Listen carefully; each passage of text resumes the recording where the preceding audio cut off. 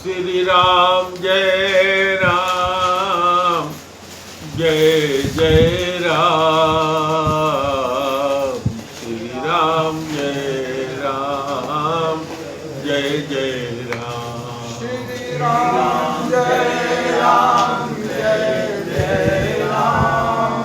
श्री राम जय राम, जय जय राम। जय रघुनंदन जय सिया राम, सीताराम जय सीताराम। जय रघुनंदन जय सिया राम, सीताराम जय सीताराम। जप ले राम का नाम, अंत समय में आएगा काम। जप ले राम का नाम, अंत समय में आएगा काम। जग की दौलत है बेखाम, अंत समय में न आएगी काम। जग की दौलत है बेकार, अंत समय में न आएगी काम। तो जप ले आठों याम, राम का नाम, राम का नाम। जप ले आठों याम, राम का नाम, श्री राम का नाम। एक बार प्रेम से बोलो गुरुदेव भगवान की जय, सच्चिदानंद भगवान की जय। लोग कहते हैं कि आप कह रहे हो कि राम का नाम जप लो। अरे क्या कोई शास्त्र में कहीं कोई कथा आती है या कोई प्रमाण है क्या कि ऐसा करने से फायदा मिला है? तो हाँ, श्रीमद् भागवत में इसकी कथा आती है, प्रमाण है। श्रीमद् भागवत में एक अजामिल नाम का ब्राह्मण था जो शादीशुदा था, अपने बाप का अकेला बेटा था और उस समय जंगल से फल मूल और लकड़ी लेने गया था। एक वेश्या एक बहेलिया के साथ रंगरेलियां मना रही थी। उसके इस तरह के कार्य को देख करके अजामिल के मन में दुहसंग का असर हुआ और वो घर गया, अपने पिता को लकड़ी और सब दे दिया और उसने कहा कि अब मैं उसी वेश्या के पास जा रहा हूँ। उसने जाकर के उस वेश्या को अपना लिया और जब अपना लिया तो उसको गांव से बाहर कर दिया गया, कहीं और जाकर के बस गया। 87 साल की उसकी जब उम्र हुई तो उसकी उम्र पूरी हो गई थी। लेकिन उसके कुछ दिन पहले की घटना है कि लगभग 11 साल पहले उसको एक बेटा हुआ था और उस बेटे का नाम उसने दुलार में नारायण रख दिया था। तो चूंकि वो दूसरे को जाता था, लूटता था, मारता था, तो जब जम के दूत आए और उसका हाथ पैर दबा दिया, छाती पे चढ़ गए। नींद में कभी कभी आप लोग भी महसूस करते हैं कि कोई मार रहा है, कोई कुछ कर रहा है, छाती पे चढ़ा हुआ है और आदमी को बेकार नहीं फूटता, कुछ कह नहीं पाता, अजीब तरह की आवाज निकलती है और दुख में होता है। तो उसको लगा कि हमको चोर आ गए हैं, हमारा हाथ पैर दबा लिए हैं। तो उसने केवल नारायण नाम पुकारा। नारायण चूंकि भगवान का नाम है, तो कहते हैं कि अगर कोई आदमी भगवान का नाम लेने का अभ्यास किया रहता है तो मरते समय अगर भगवान का नाम लेता है तो तुरंत सद्गति हो जाती है। जम के दूत उसको नहीं ले जाते। जम की जो त्रास होती है, जम के दूत जो जम यातना करते हैं, जम यातना आप लोग जानते हैं क्या होता है, वो नहीं होती। तो उसी समय भगवान के पार्षद चार भुजाधारी भगवान जैसे विष्णु जी होते हैं, शंख चक्र गदा धारण किए हुए, पीतांबर पहने हुए, चार चतुर्भुज रूपधारी आ गए और उन्होंने डांटा यमराज के दूतों को, खबरदार इसको छोड़ दो। यमराज के दूतों ने कहा कि हम लोग यमराज के दूत हैं, इसका जो दंड है, जो हमें आदेश मिला है, हम इसका प्राण लेने के लिए आए। उन्होंने कहा तुम इसका प्राण नहीं ले जा सकते। यमराज के दूतों ने अपना बल लगाना चाहा, लेकिन भगवान के दूतों के आगे उनका बल लगा नहीं, बेबस हो गए वो। फिर उन दूतों ने बड़ी बहस किया भगवान के दूतों से। भगवान के दूतों ने जम के दूतों से पूछा कि बताओ, इसने तो पुण्य अपना पूरा कर लिया, एक बार इसने नारायण नाम ले लिया, तो शास्त्र कहता है कि एक बार भी यदि कोई भूल से भगवान के नाम का उच्चारण करता है तो उस नाम का उच्चारण करने से पहले के जितने भी पाप हैं जन्म जन्मांतर के, वो खत्म हो जाते हैं, समाप्त हो जाते हैं। और केवल एक बार भगवान का नाम लेने से उसके खानदान की 7 पीढ़ी के जो पुरखे हैं वो तर जाते हैं। तो भगवान के दूतों ने कहा कि इसने तो चाहे गलती से चाहे जैसे भी इसने भगवान का नाम लिया है, यमराज ने यहाँ गलती किया है और तुमको इसका प्राण छोड़ना पड़ेगा। वो सब प्राण छोड़ करके यमराज के पास गए सीधे, और जा करके उन्होंने पूछा कि हे महाराज, हम तो आज तक यही जानते थे कि सारे ब्रह्मांड में अकेले एक आप ही मालिक हैं जिसकी आज्ञा चलती है, लेकिन आज हम लोगों के साथ अजूबा हुआ। 4 इस तरह के लोग आए और उन्होंने जबरदस्ती हम लोगों को हरा दिया, हम प्राण उसका नहीं ला पाए। तो यमराज ने कहा कि हाँ सही है, हम भी नौकर हैं और हमारे स्वामी भगवान विष्णु, भगवान श्री कृष्ण है। 14 लोगों को उन्होंने इस तरह का कार्य दे रखा है चलाने के लिए, जिनको लोकपाल कहा जाता है। तो उस अधिकार से हम ये कार्य करते हैं, और ये बात जो उन्होंने कहा है ये बिल्कुल सही है। इसने पहले भी जब इसके बेटा हुआ था तो उसका नाम नारायण रखा था, और बार बार ये बुलाता था कि हे बेटा नारायण, अम्मा की गोद से मेरे गोद में आ जाओ।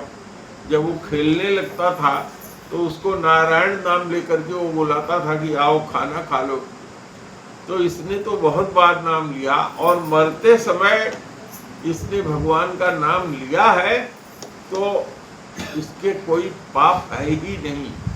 यह गलती यमराज की है। उन्होंने कहा हाँ ये गलती हमारी है, हम लोगों के देखने में कहीं त्रुटि हो गई, यह बिल्कुल सत्य है। और यह घटना वह अजामिल जिसका प्राण लेने के लिए आए थे वो देख रहा था और सब सुन रहा था। जैसे ही उसका प्राण जम के दूतों ने छोड़ा, वो होश में तो था ही, वो उठ करके बात करना चाहा भगवान के दूतों से, लेकिन भगवान के दूत सब गायब हो गए। उसके मन में ये आया कि एक बार मैंने सुना है कि एक बार मैंने गलती से अपने बेटे का नाम अपने को बचाने के लिए बुलाया और मैं बच गया, तो अब हम भगवान के नाम का ही स्मरण करेंगे, उच्चारण करेंगे। तो वो चला गया हरिद्वार। उसकी उम्र सत्संग करने के कारण, वो स्त्री, उल्टा स्त्री जब बहेलिए के साथ दोस्तंग देखा था उसने, तो उसने कितना बड़ा पाप किया। और जब भगवान के पार्षदों को उसने प्रत्यक्ष देखा और उनका जम के दूतों से वार्तालाप होते देखा, तो सत्संग हुआ। उस सत्संग का असर ये हुआ कि वो घर परिवार सबको छोड़ करके हरिद्वार चला गया और वहाँ जा करके 17 साल उसने गंगा के किनारे रह करके तपस्या किया, भगवान के नाम का केवल स्मरण किया। और जब उसका अंत समय आया तो वही भगवान के दूत जो आए थे वो भगवान के यहाँ से रथ लेकर के आए और उस रथ पर उसको चढ़ा करके लेके गए। तो सिद्धांत ये है कि एक बार भी भगवान का नाम चाहे आदमी जैसे भाव से नाम ले, भगवान का कुभाव से नाम ले, दुश्मनी से नाम ले, आलस्य में नाम ले, या गिरते हुए नाम ले, या जम्हाई आते हुए हे राम करे, या जैसे भी भगवान का नाम ले, भगवान का नाम लेने पर दसों दिशाओं में कहीं भी किसी तरह से भी नाम लेने पर जीव का मंगल ही होता है।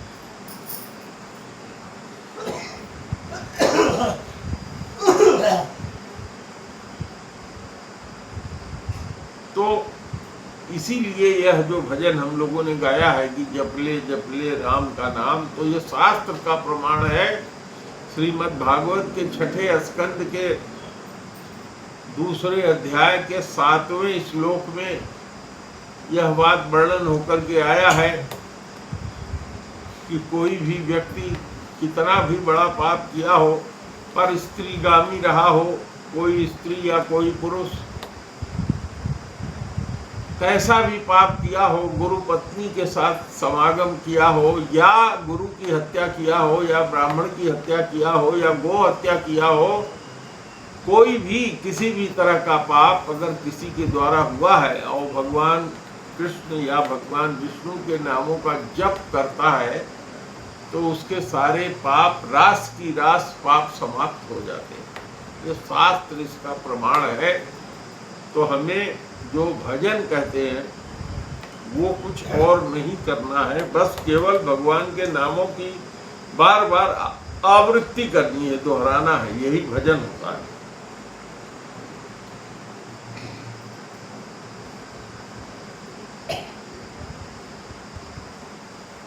गोस्वामी जी ने लिखा है, भाव कुभाव अनघ आलस हूँ, अनाम जपत मंगल दिशि दस हूँ। और उन्होंने एक जगह रामचरितमानस में कहा है, जन्म जन्म मुनि जतन कराही, अंत राम कह आवत नाही। जो आदमी भजन करता है, ये भजन करना क्या है, माने अभ्यास करना है, अपने मौत को बनाना है। जीवन को तो आपने बना लिया, जैसा पिछले समय में कर्म किया है वो आप भोग रहे हैं, लेकिन अगर आप चाहते हैं कि आगे का भी कल्याण आपका हो जाए तो आपको भगवान के नाम का जप करना चाहिए। कुछ भी न करे, कोई प्रसाद न चढ़ावे, कोई कुछ भी न करे, अगर भगवान का खाली नाम जप करे तो भगवान का गुण ऐसा है कि भगवान उसके अंदर जितनी चीज चाहिए सब दे देते। भगवान का ये गुण है कि आपके जितने भी पाप हैं उसको वो छीन लेते, आपकी जो कुमति है उसको सुमति कर देते।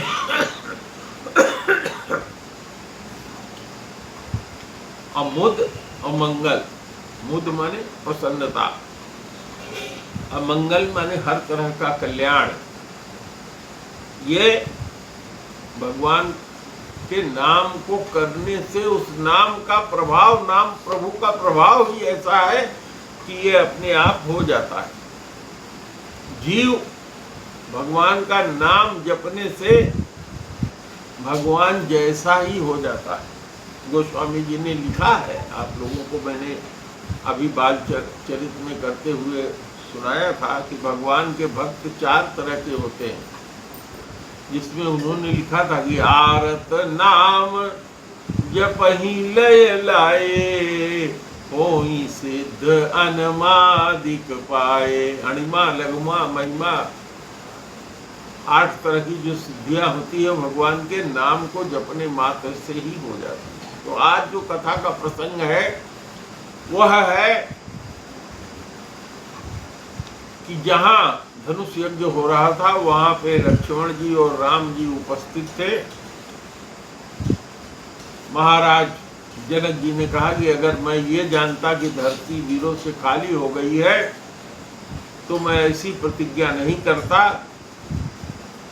लक्ष्मण जी वहाँ थे और उन्होंने कहा जहाँ भी कोई एक रघुवंशी रहता है वहाँ इस तरीके की बात नहीं कही जानी चाहिए। और कथा आगे चलती है। तो भगवान जब अभी धनुष तोड़ा नहीं है, गुरु की आज्ञा हुआ है और भगवान जी धनुष को तोड़ने के लिए आगे बढ़ते हैं, तो गोस्वामी जी कहते हैं कि भगवान का वहाँ धनुष के पास जाने के समय ऐसा लगता है कि उदित उदय गिर मंच पर रघुवर बाल पतंग। जो मंच है जहाँ पर कि वो धनुआ रखा हुआ है, उस मंच को जहाँ धनुष रखा हुआ है उसको गोस्वामी जी कह रहे हैं कि मान लो कि वो जहाँ धनुष रखा हुआ है वो अरुणाचल है, जहाँ से कि भगवान उदित होते, उदयाचल का स्थान है। तो वहाँ जब सूर्य उदय होता है तो सब प्रकार का अंधेरा दूर हो जाता है, चाहे कोई पापी हो चाहे पुण्यात्मा हो, अंधेरा वहाँ रह ही नहीं सकता। तो यही बात कर रहे हैं कि उदित उदय गिरि मंच पर, जहाँ उदयाचल में भगवान उगते हैं उस जगह ऐसा लगता है कि बाल सूर्य उदय हो गया है। रघुनाथ जी रूपी बाल सूर्य उदय हो गया है और जितने वहां संत रूपी बैठे हुए लोग हैं, जैसे सूरज के उगने से कमल खिल जाता है, ऐसे ही जितने कमल रूपी संत वहां बैठे हुए थे उनका मन भगवान के खड़े होने मात्र से खिल गया, माने प्रसन्न हो गए। उदित उदय गिरि मंच पर, उदयागिरि में भगवान सूर्य के उदय होने के समान जब भगवान रघुनाथ जी उस मंच पर खड़े हुए तो लगा कि सभी संत रूपी जो सरोज है वो प्रसन्न हो गए, उदय हो गया, वो खिल गए। नृपर के रियासा निसिनासी बचन नगत अवलीन प्रकाशी। गोस्वामी जी की उपमा के समान कोई उपमा दिया हमने कहीं पढ़ा नहीं। राजा लोग क्या करने आए थे? आशा लेके आए थे। चल रहे हैं, एक राजकुमारी का जिसका स्वयंवर हो रहा है, वहां अगर हमने धनुष उठा लिया, केवल उठाने और प्रत्यंचा चढ़ाने की प्रतिज्ञा थी, तोड़ने की नहीं थी। अगर इतना मैंने कर लिया तो चूंकि वो भगवान शंकर का धनुष है तो जो उसके इतना काम कर लेगा, समझ लो कि तीनों लोक में इस समय उसके बराबर कोई है नहीं, तीनों लोक का जय कर लिया।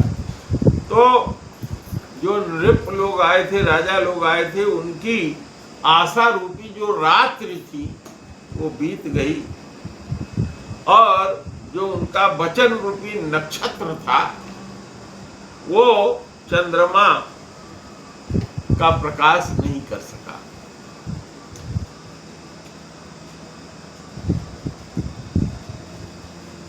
मानी महीप कुमुद सखुचाने कपटी भूप उलूक लुकाने। वहां दो तरह के राजा आए थे, एक संत तरह के राजा थे और एक दुष्ट थे। तो जो अभिमानी राजा थे, ऐसा लगा कि अभिमानी रूपी जो राजा थे उनका कुमुद, जैसे कुमुद कब फूलता है? जब चंद्रमा रात में उगता है। और कमल कब खिलता है? जब सूरज सवेरे उगता है। तो अभिमानी राजा रूपी कुमुद जो है सब संकुचित हो गए, यानी बंद हो गए, और कपटी राजा रूपी उल्लू छिप जाते हैं। जैसे सवेरा होने वो उल्लू अपने छिपने की जगह जाके छिप जाता है, इस तरह से छिप गए। भय विशोक कोक मुनि देवा, बरसहि सुमन जना वही सेवा। अब इसी चौपाई को पढ़ने के बाद मैं चकवा और चकवी को देखने के लिए गया था। आप लोगों में से कितने लोगों ने चकवा चकवी देखा है? कोई देखा है? हमने देखा। जब मैं यहाँ पोस्ट था बहराइच में, तो ये रामायण में यही मैं पढ़ रहा था। तो उमेश पाठक हमारे पास आते थे, जो शिष्य हैं यहाँ के। तो उन्होंने कहा, महाराज जी अगर चकवा चकवी देखना चाहते हैं तो हमारा घर श्रावस्ती में है। हमारे घर के पास से नदी बहती है जो वहां से आती है नेपाल से। उसमें चकवा चकवी पाए जाते हैं। और शाम के समय वहां आप पहुंचिए, थोड़ी सी रात हो तो आप चकवा चकवी को देख लेंगे। तो चकवा और चकवी का जोड़े का गुण ये है, सुनहले पक्षी होते हैं इतने बड़े बड़े से, समझ रहे हैं? उनके पंखे पर सुनहला रंग बना रहता है और बत्तख की तरह ठोर होती है, कुछ काली और सफेद लिए हुए। वो पानी में ही रहते हैं, पानी में ऐसे ऐसे चकवा और चकवी दोनों तैरते रहते हैं और दिन भर वो नहीं बोलेंगे। जैसे रात होगी चकवा और चकवी बिल्कुल पास ही में रहेंगे। चकवा बोलेगा को, तो उसके बाद चकवी बोलेगी को, फिर चकवा बोलेगा को, फिर चकवी बोलेगी को। सारी रात वो उनका इसी तरह से चिल्लाते हुए ही सारी रात बीतती है।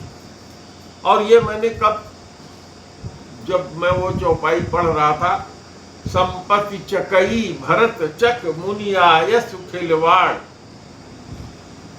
तो उसी को मैंने मेरे मन में इच्छा थी चकवा चकवी देखने का, तो मैंने स्वयं जा करके देखा। रात वहीं विश्राम किया और जब चकवा चकवी को करते देख लिया, फोटो भी लिया मैं, तब वहां से जाके उनके घर खाना खा करके मैंने विश्राम किया। तो यहाँ यही है, यही कह रहे हैं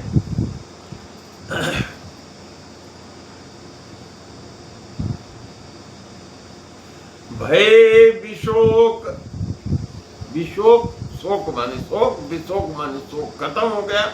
भय विशोक कोक मुनि देवा, जैसे सूर्य के निकलने से चकवे का दुख दूर हो जाता है, यानी वो को करना उसका दुख होता है, तभी रात भर बोलता है, उसका दुख दूर हो जाता है।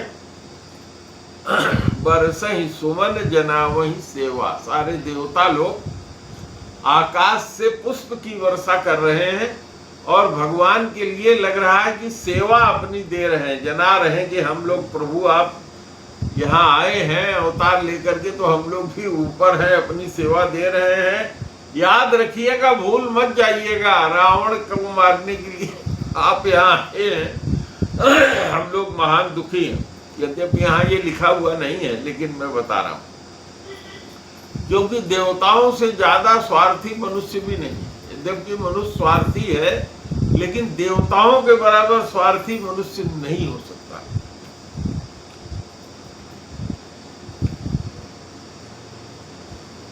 रामचरितमानस में जब हम लोग पहुंचेंगे रावण और राम जी के युद्ध पर, तो वहां और भी रामचरितमानस में कई जगह चर्चा आती है कि वहां जो देवता लोग हैं, जब रावण मजबूत पड़ जाता है तो गिरी कंदरा में जाके छिप जाते हैं देवता लोग, और जब राम जी बाण मारते हैं उसकी स्थिति खराब होती है तो सुमन वर्षा करते हैं।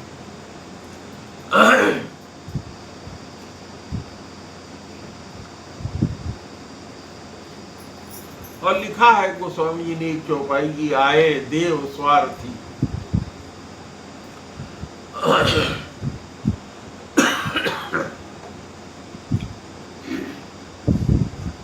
गुरुपद बंदी सहित अनुरागा राम मुनि सन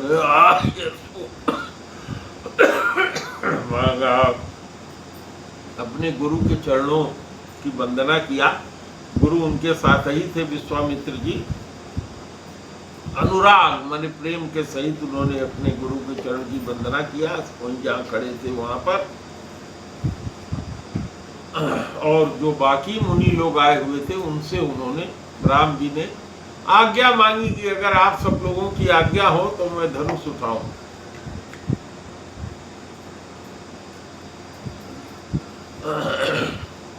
सहज ही चले सकल जग स्वामी, मत मंजू बर कुंजर गामी। सहज चलने का मतलब जैसे आदमी उठता है और उसकी रोज की जैसी गति होती है, इसी तरह से सहज रूप से, सामान्य रूप से भगवान राम धनुष के पास जा रहे हैं। और इसके पहले तो जो सब राजा थे उनकी क्या स्थिति थी, हाँ ऐसे दिखाते हुए जा रहे थे कि हम ताकतवर हैं, चलेंगे वो उठा लेंगे। तो भगवान बहुत सहज रूप से सहज ही चले सकल जग स्वामी, सारे संसार के स्वामी भगवान राम बहुत सहज रूप से चले धनुष के पास। मत मंजू बर कुंजर गामी, जैसे कि कोई हाथी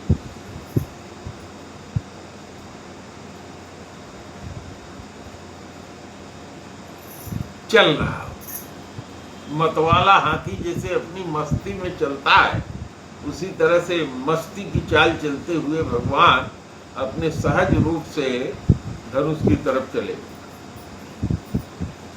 चलत राम सब पुर नर नारी, पुलक पूरी तन भय सुखारी।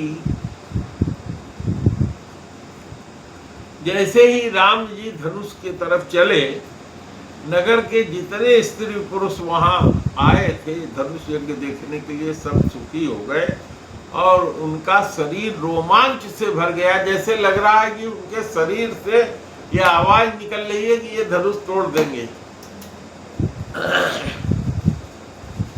बंदी पितर सुर सुकित संभारे, जो कछु पुण्य प्रभाव हमारे। जो वहां नर और नारी गए थे धनुष यज्ञ देखने के लिए, वो लोग मना रहे हैं कि हे गणेश देवता, हम तुहार रोज पूजा करीला, जौन हमार पुण्य है तो नहीं लड़का जो धनुष तोड़ने जा रहा है इसको मिल जाए ताकि ये धनुष तोड़ दे।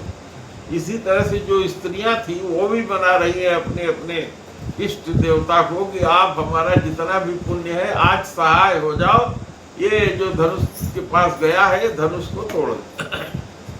बंदे पितर, पितरों का, सुर माने देवताओं का, और अपने पुण्य को याद करके कह रहे हैं कि जो कुछ पुण्य प्रभाव हमारे, हमारा जो कुछ भी पुण्य का प्रभाव हो तो शिव धनु मृणाल की नाई।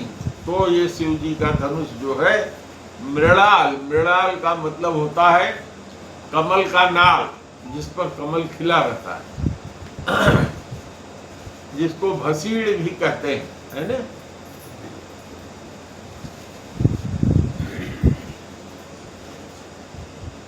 कमल का नाल अलग हुआ, भसीड़ अलग हुआ।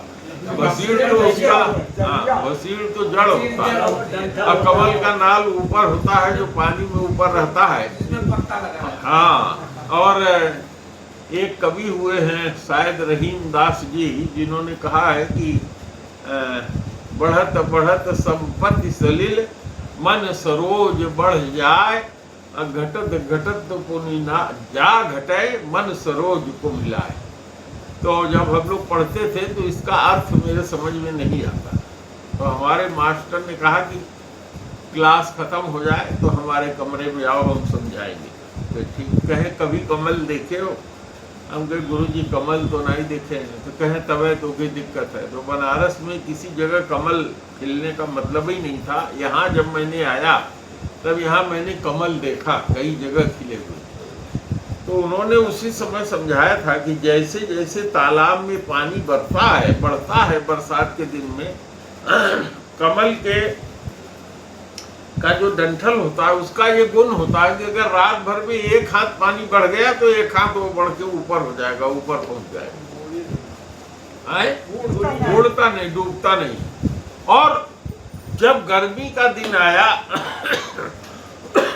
भगवान सूर्य की कृपा से पानी सूखता जा रहा है, तो अब जितना कमल का नाल बढ़ गया है वो घटेगा तो है नहीं कि सूख जाए या उसमें चला जाए ना, वो धीरे धीरे ऐसे कम होता जाएगा और एक समय आएगा जब खाली कीचड़ रह जाएगा तो कमल उसी कीचड़ के ऊपर आकर के टिक जाएगा।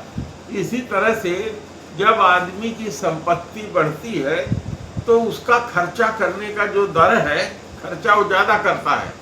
जो आदमी गरीब है जिसके पास 10 रुपया है तो 10 रुपये में काम चला लेगा, लेकिन जो आदमी धनी है जो 5000 रुपया रोज खर्च करता है उसको चैन नहीं आएगा अगर रुपया न हो उसके पास। तो वही उन्होंने कहा कि बढ़त बढ़त संपत्ति सलील मन सरोज बढ़ जाए। मन रूपी जो कमल है, जैसे जैसे संपत्ति बढ़ती जाती है मन रूपी कमल जो है खिलता जाता है। जैसे देखो हमारे यहाँ सरिता आई है, इनका नाम भी सरिता है। अब इनका लड़का SDM हुआ है तो अब इनका मन कितना बढ़ेगा। जितना ये खर्च करती थी, अभी इनके पास धन दौलत की कमी थी, अब बहुत धन होगा, बहुत खर्च करेंगी। तो जब आदमी के पास धन होता है, खूब खर्च करता है, उसके बाद धन एकाएक अगर कम हो जाए, गरीब हो जाए, तो फिर उसका मन जो है कहेगा कि फांसी लगा लो, मर जाओ, यहाँ से कहीं हट जाओ, कितनी बेइज्जती होगी। कोई कहे बेइज्जती हुई या न हुई हो, लेकिन जिसके पास धन खत्म हो जाता है, धन डूब जाता है, वो स्वयं ही सोचता है कि हमारी बड़ी बेइज्जती। तो यही उन्होंने अर्थ समझाया था। जब यहाँ आया मैंने तो हमने देखा हमारा जो आश्रम है वही में, उसमें कमल खिला हुआ है। और जब कभी गर्मी के समय में मैं वहाँ गया तो देखा कि जो बरसात में कमल 10 फुट पानी में ऊपर था वो सब सिकुड़ करके कीचड़ के ऊपर आ गया है। तब उसका अर्थ मुझे समझ में आया। वही कर रहे हैं।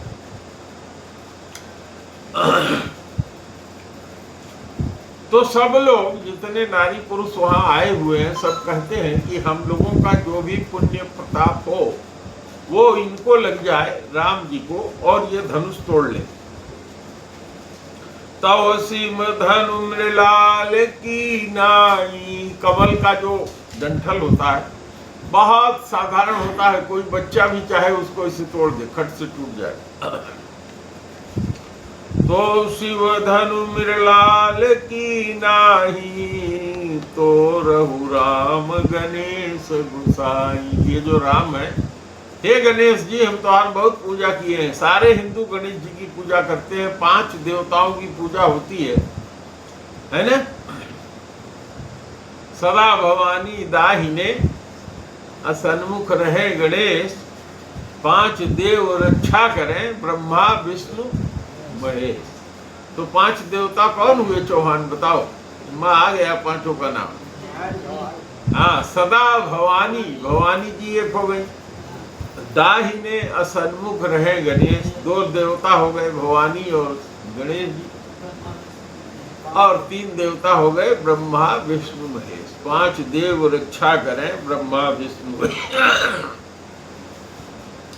राम ही प्रेम समेत लखी, सखिन समीप बोलाई। सीता मातु स्नेह बस, बचन कहीं बिलखाई।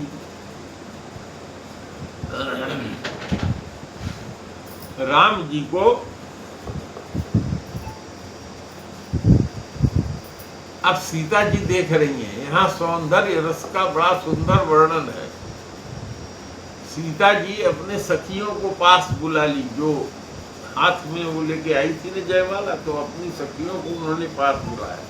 और राम जी को कैसे देख रही है, प्रेम के सहित देख रही है। जैसे कि अभी ये मेरा पति हो जाएगा, तो मन के अंदर जो भाव आता है पति का भाव, उसके नाते प्रेम से देख रहे हैं। राम ही प्रेम समेत लखी, सखिन समीप बुलाए। तो ये सखी समीप कौन बुला रही है, सीता जी की माता। सिय मातु स्नेह बस वचन कहीं बिलखाय। अपने सखियों से सीता जी की माता बहुत दुख में होकर के बिलख के मांग रही है, वचन कह रही है। क्या कह रही है? सखी सब कौतुक देख निहारे, जेऊ कहावत ही तू हमारे। हे सखियां, जो हमारा हित करने वाले लोग हैं और वो लोग भी जो तमाशा देखने वाले हैं, उनमें से कोई भी विश्वामित्र से जाके समझा के कह दे, या क्यों नहीं कहता कि ये इतना नाजुक सा लौंडा, उसको उन्होंने कह दिया धनुष तोड़ने जाओ, अरे कहीं छुए उसकी कमर उमर लचक जाए या हाथ में कुछ हो जाए तो क्या होगा। सिय मातु स्नेह बस वचन कहीं बिलखाय। सखी सब कौतुक देख निहारे, जेऊ कहावत ही तू हमारे। कोई न बुझाई कहे गुरु पाही, ये बालक सिहठ भले नाही। कहाँ ये बालक और कहाँ इस तरह का हट, ये तो भला नहीं है, अच्छा नहीं है, ये ठीक नहीं होगा। तो रावण बाण छुआ नहीं चापा। रावण और बाणासुर, कोई आ रहा है बार बार गेट की तरफ और लौट के जा रहा है। कौन है? आए? अच्छा, रावण और बाणासुर ने बाण को, रावण और बाण माने बाणासुर, उन दोनों ने धनुष को प्रणाम किया। क्यों प्रणाम किया? रावण के गुरु कौन है? भगवान शंकर। और बाणासुर के गुरु कौन है? भगवान शंकर।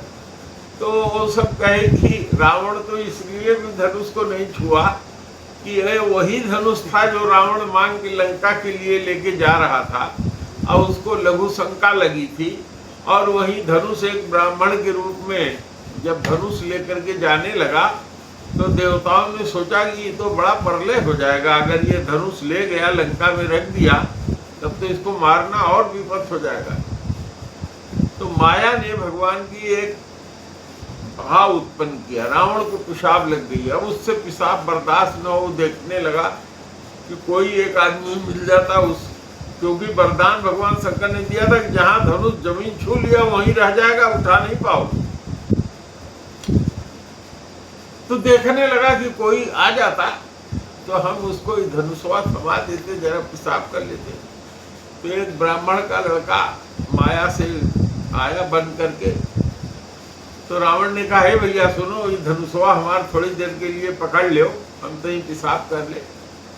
अब उसने धनुष पकड़ लिया, अब लगा पेशाब करने। रावण इतना पेशाब उसको कि 1 घंटा 2 घंटा 2.5 घंटा वो कहे कि हे महाराज आओ, नहीं तो हम रख दे।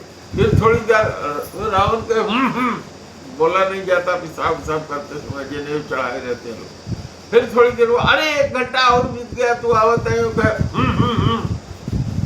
फिर अभी पेशाब कर रहा है तो कहे भाड़ में जाए, फेंक दिया धनुष और चला गया।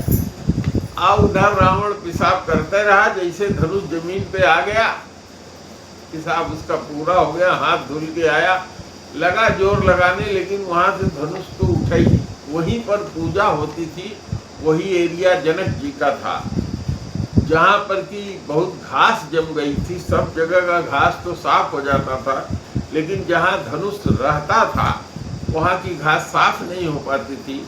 और एक दिन सीता जी जब छोटी ही थी, वो गई और बाएं हाथ से धनुष उठा लिया और सखियों से कहा, अब इसको लीपो पोतो साफ करो। तो उनके पिता ने उसी समय सोच लिया था कि अब जो इतना बलि होगा कि धनुष का प्रत्यंता चढ़ा देगा, उसी के साथ मैं अपनी बेटी की शादी करूंगा। तो श्री राम जय राम, जय जय राम, श्री राम जय राम, जय जय राम, श्री राम जय राम, जय जय राम, श्री राम जय राम, जय जय रघुनंदन जय सिया राम, सीताराम जय सीताराम। जय रघुनंदन जय सिया राम, सीताराम जय अब सीताराम। इससे आगे की कथा अगले संडे में होगी, यदि हम सब लोग भगवान की कृपा से जिंदा रहे, शरीर रहा। ये आप लोगों को इसलिए डाल दिया हूँ कि आप सब लोग इसको सुनिए, गुनिए और अपने साथियों को बताइए, इसको लाइक करिए और सब्सक्राइब करिए। तो प्रेम से बोलो गुरुदेव भगवान की जय।